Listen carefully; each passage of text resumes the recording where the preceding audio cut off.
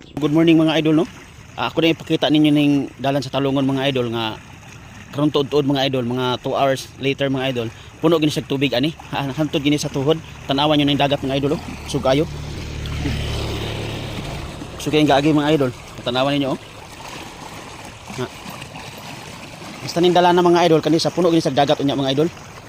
Sa mo tarong adlaw kay 2.1 siguro ang dagat karon no. Kay dool ra man kay eskwelahan ri mga idol. Tan-awar ko na ilang eskwelahan no. Kita ninyo.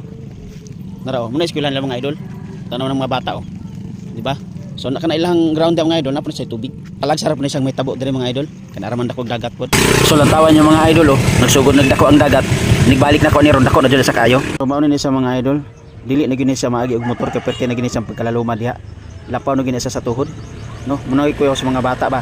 Pero ako sa una mga idol diri gid ko maligo kay limpyo man ang naa sa kuan. Karsada ba pero karon awan ako sa ligo diha mga idol.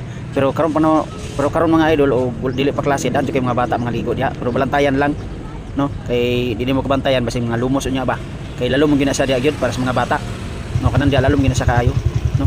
Ana eskwelahan diha abot kini sa tubig sa dagat.